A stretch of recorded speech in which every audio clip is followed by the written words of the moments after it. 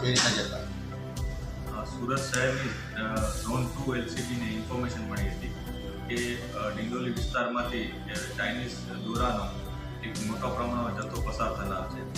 જે બાબતે અમે વોચ રાખી.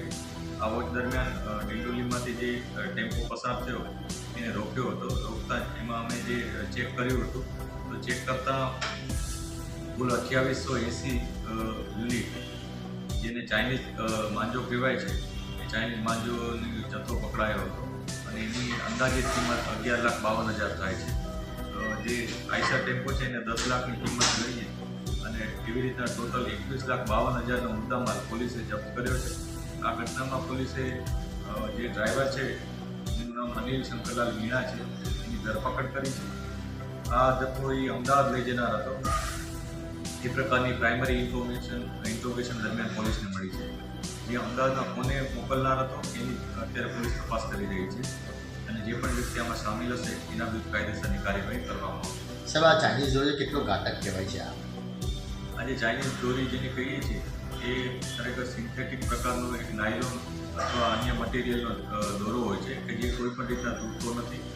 સામાન્ય રીતના જે ખીંચીને તોડવામાં આવે એ પ્રકારનો દોરો નથી હોતો અને એને વધુ સ્ટ્રોંગ બનાવવા માટે એના ઉપર કાચ, લોખંડ આ પ્રકારનું મટીરિયલ લગાડી અને એને વધુ સ્ટ્રોંગ બનાવવામાં આવે છે અને એવી રીતના એ ખૂબ જ ઘાતક બની જાય છે. આ એટલો બધો ઘાતક બની છે કે એવા પણ બનાવો બન્યા છે કે જેનાથી લોકોના ગળા કપાયા છે, કેટલાક લોકોના જીવ પણ ગયા છે. પક્ષીઓને પણ કેટલાય પક્ષીઓના નિર્દોષ પક્ષીઓ કે જેઓ આકાશમાં ઉડતા હોય છે એમના પણ જીવ ગયા છે અને આવી રીતના સમગ્ર પર્યાવરણ માટે ચાહે માનવજાત હોય કે પશુ પક્ષીઓ બધા માટે આ ઘાતક છે. ઉત્તરાયણના દિવસે પણ ઘણીવાર છત ઉપર જ્યારે લોકો પતંગ ઉડાડતા હોય ત્યારે આ પ્રકારનો માંજો હોય એ નુકસાનકારક સાબિત થાય છે. આ કારણેસર જ એની પ્રતિબંધિત જાહેર કરવામાં આવે છે અને અમારી પણ લોકોને અપીલ છે કે આપ બિલકુલ આ પ્રકારના માંજા માટે કોઈ પણ જાતની ડિમાન્ડ ના કરશો. આ આપણા તમામના હિતમાં છે. કેમ કે જે માંજો વાપરે છે લોકો એને ખબર નથી હોતી કે આ માંજો કયા વ્યક્તિના ગળા પાસે આવશે અથવા કયા પક્ષીને અડશે અને કોઈના માટે પણ આ ઘાતક હોવાથી મારી વિનંતી છે કે આપ આવું નહીં કરશો.